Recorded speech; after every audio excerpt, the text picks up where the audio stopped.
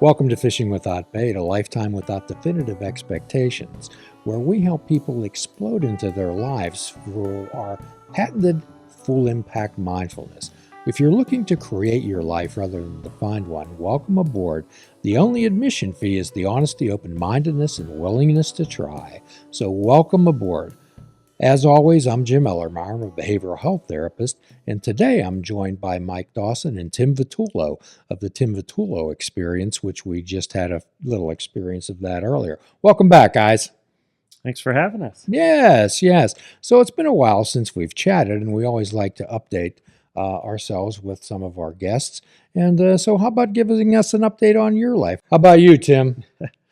Yeah, I can't remember the last time we were here. I think it was maybe a couple of years ago, but still playing quite a bit, working during the day. Yeah, and really excited about this new collaboration that Mike and I have been working on. A new record. The record's called LUNR ECCOS that we're really excited to be releasing here in the next month or so. So tell us about this new collaboration and this new effort, Tim. Yeah. Mike was kind of the impetus, the driver. Why don't you? Yeah, I've been wanting to. I just moved to Pittsburgh. That's going to be 4 years now. Just moved to Pittsburgh 4 years ago, but I moved here with the intention of not really doing a whole lot of playing and just being creative. And Tim and I played a blues gig, and it was just a connection. I was like, I want to call him when I'm ready to get into something a little bit weird. And I think you were thinking the same thing. Let's just play some weird stuff. So we literally just got together and just made sounds, and it became something. I don't think we had any preconceived ideas. I know I didn't want it to be groovy. I didn't want it to be jammy. I didn't want it to be songs. That was kind of my only stipulation. Mm-hmm. Yeah. It was really fun. You kind of built it to me. We were both kind of like, hey, we had a window. This is maybe like last winter, I think. Yeah. We started messing around, and yeah, we both kind of said, whatever you're doing and any opportunities or things you have now, like, don't bring that here. Like, let's just try to do something that's really out of left field and really challenging. And what was kind of fun was there was an initial deprogramming period. All this training, all this music theory, all this, kind of on the job training we both got, as gigging musicians. Trying to put some of that aside and really open up and play very freely and very genuinely in a very reactive way to what the other person was doing. It was a fun challenge. So it sounds like you both are working on coloring outside the lines. Definitely. Yeah. I think every time we got together, I leave there thinking, I think I love it and hate it. Like I don't know if I like any of it, but I love it. So let's keep doing it, Well, we often talk about shaking things up. We often talk about comfort zones, and comfort zones is a misnomer. Comfort zones are a place where you feel safe at, but there's no growth in a comfort zone, okay?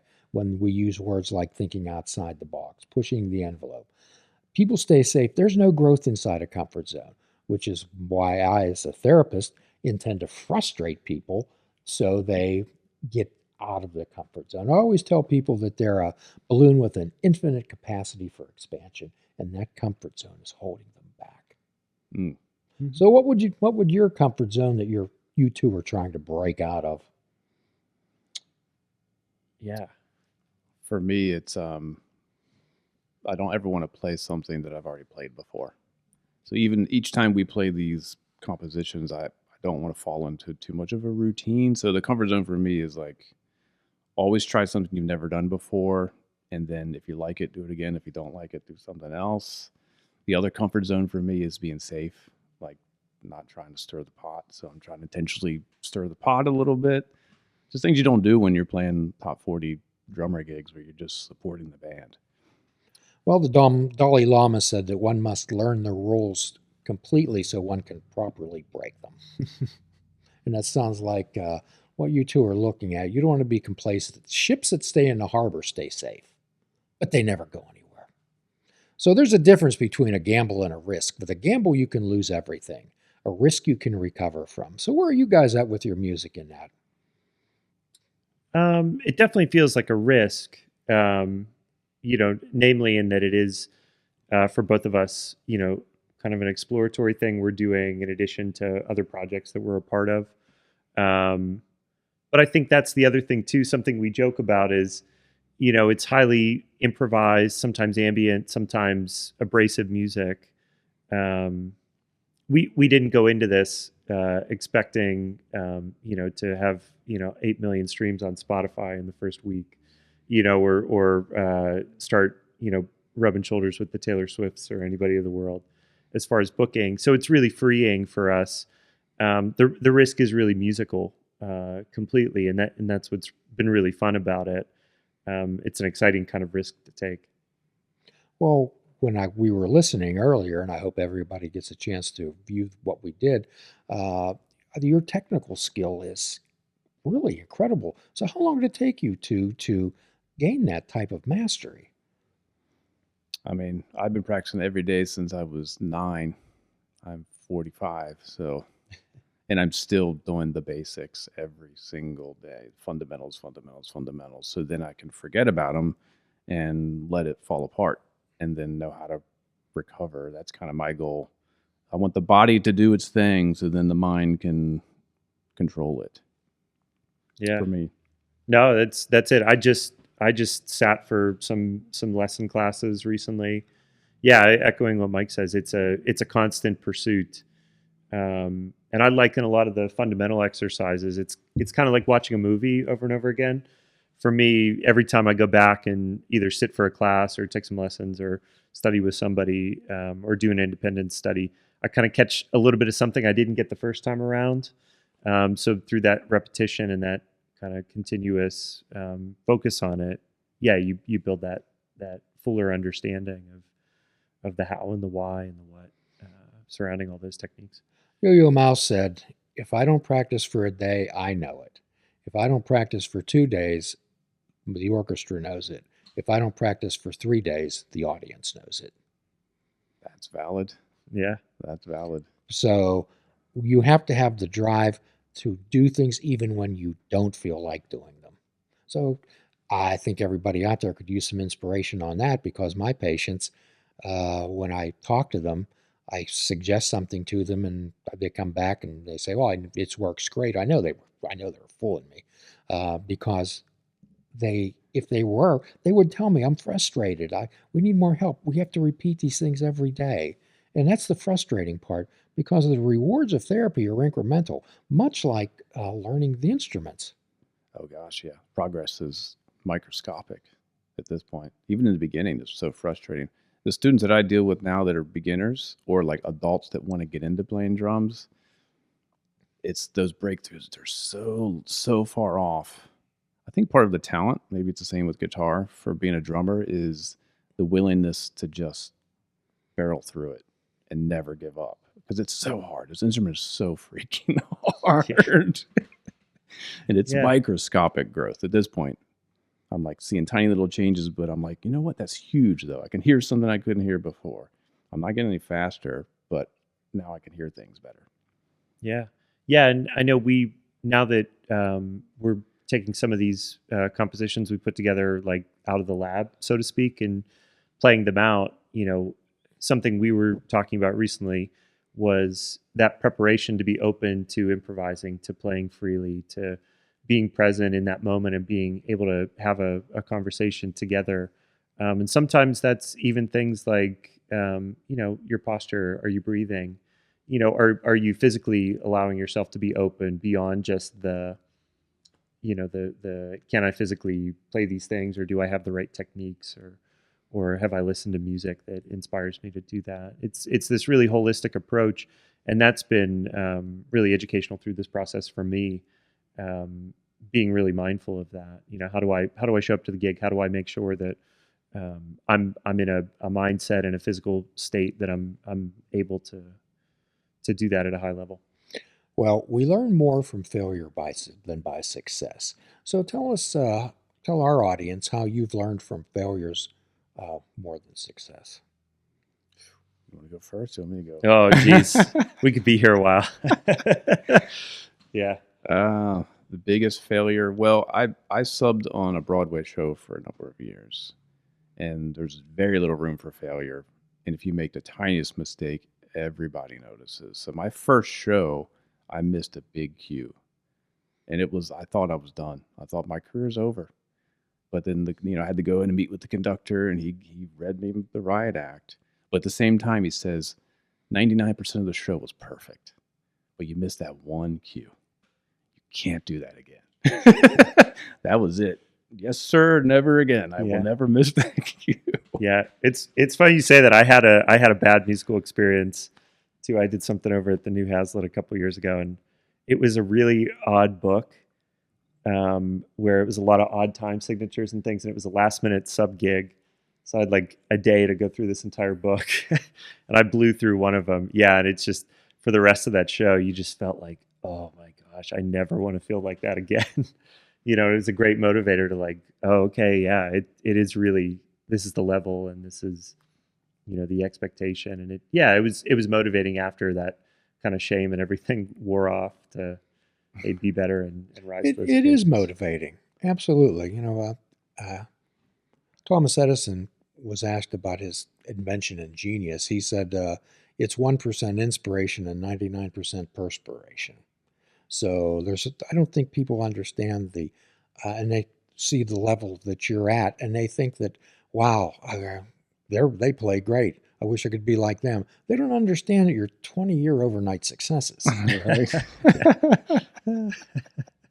Yeah. And for me, the amount of times I leave any situation being fully satisfied, 0. It's always like, dang, there's that one thing I could have did better. Yeah.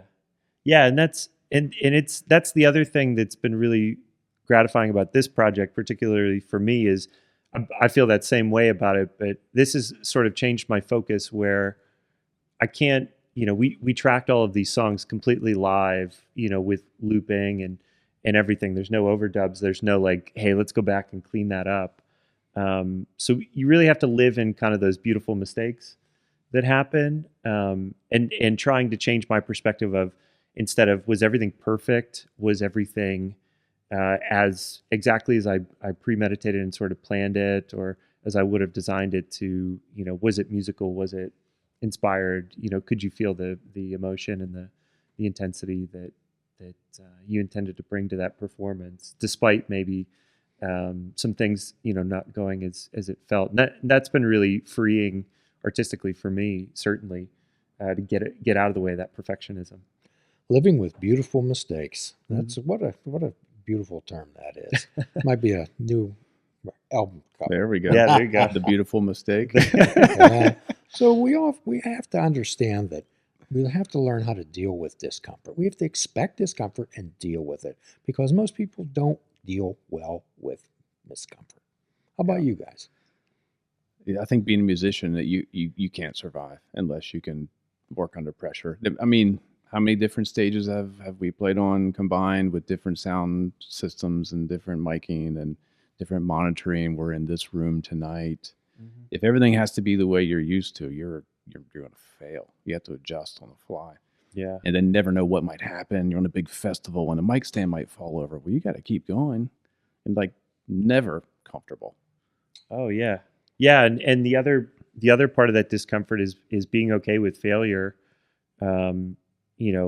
Even as simple as, before you even get on the stage, the booking, the trying to get people to buy into what you're doing, and, and the after part, the trying to, make people fans and bring them into your fold and your community.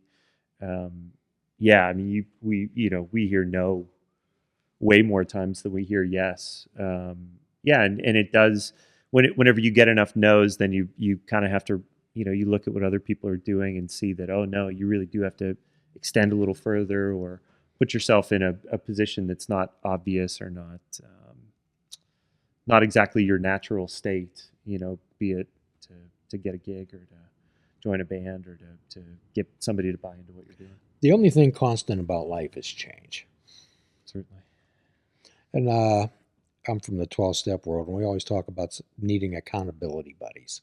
Someone you trust and respect, and most of all, that you don't want to disappoint. I think everyone needs an accountability buddy. Do you have one, Tim? Well, Mike's been a great one through this project. You don't want to, especially when there's just two of us, you don't want to show up and be the one who's like, oh, I don't know. No, I didn't do anything. Yeah. things like that. But I think it's, for me too, it's holistic. It's my whole network. You know, it's my partner. It's the people I play with. It's employers. It's family. Yeah, like taking pride. I always try to personally like take a lot of pride in like fulfilling the commitments I make and finishing things that I start. Yeah, because at the end of the day, I always feel better when I do that. And Yes. follow through. If we don't have an accountability buddy, we're more of a tendency to take the easier, softer way. How about you, Mike? I have a lot of drummer friends who are brutally honest, and they're my heroes. They're my friends and they're my heroes. Like literal, I've been idolizing some of these people, and I've gotten to know them. And so if they comment on my playing in a positive way, they're not going to criticize me, but it's when they compliment me. I'm like, okay, why? Why was that the one thing out of 100 that they said was good? And I've got to, unwrap it and figure out, was it just my intention? Was it this, like, what was it? So, and I have some other friends who are just brutally honest, like that, which is great. I'm all for it. I'm not, I'm come from a big family of a lot of boys, and I'm the third youngest of like 20 first cousins. So took a lot of licks, and I welcome it. Like a Timex watch. Take a licking and keep on ticking. Yeah. You criticize my art, no big deal. Let's go play basketball and see what happens. Please follow our friends on Instagram for tickets availability at their next performance, their launch at the Club Cafe on November the 8th. And for a free prescription, which you can cash anywhere, it's fruits, nuts, and vegetables. And unplug that television and take up fishing. And for a truly mindful experience, let's all fish without bait. Do a kindness for yourself and do a kindness for another. Forgive yourself and forgive another. If we're all not God's children, none of us are. Till all are free, none are free. Namaste.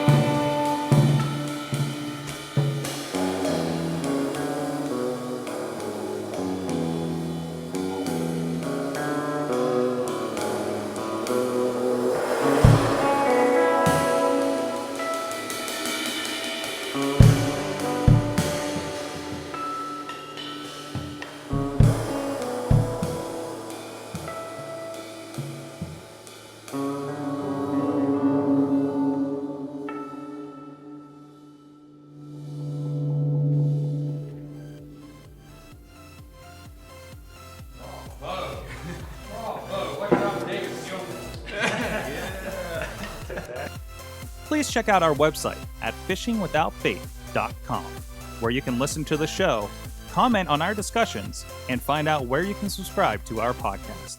If you're interested in flying the colors of Fishing Without Bait, click the shop icon on our website. We have clothing, mugs, cell phone cases, and so much more. Show the world that you fish without bait.